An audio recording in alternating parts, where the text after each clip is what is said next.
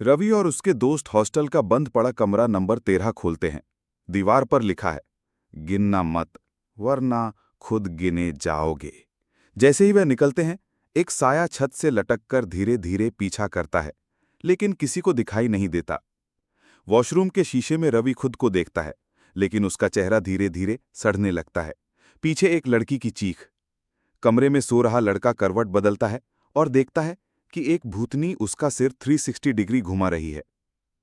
फर्श से एक कटी हुई हाथ रेंगती हुई रवि की टांग पकड़ लेती है। घड़ी में 3:33 बजते हैं तो उससे खून टपकने लगता है और सुई उल्टी दिशा में घूमती है।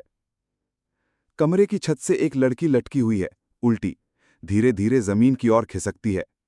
रवि का कमरा अचानक उल्टा हो जाता है, फर्श ऊपर, छत नीचे और बिस्तर पर एक कंकाल। दीवारों से आवाजें आती हैं, हम सब साथ हैं, लेकिन तुम अकेले नहीं। शावर खोलते ही पानी नहीं, खून गिरता है और नाली में से चीखें आती हैं। टीवी में हॉरर मूवी चल रही है, लेकिन उसमें का किरदार अब कैमरे के बाहर आकर सीधे रवि को घूर रहा है। रात को बेड से दो जोड़ी सड़े हुए हाथ रवि को खींच लेते हैं। रवि का दोस्त अचानक बोलता है, मैं तो कभी यहां आया ही नहीं। उसकी आंखें काली और मुंह से धुआं निकलता है। बिजली जाती है, अंधेरे में सिर्फ आंखें दिखाई देती हैं। 1, 2, 4, 8, 16। वार्डन की आवाज दबी हुई है, लेकिन आंखें लाल और जीभ फटी हुई। एक खून की लकीर दरवाजे से अंदर आकर सीधा रवि के पैरों तक पहुंचती है। एक दरवाजा खुलता है, लेकिन उसके अंदर अंधेरे में गिरता है और रवि सीधे पुराने समय में चला जाता है।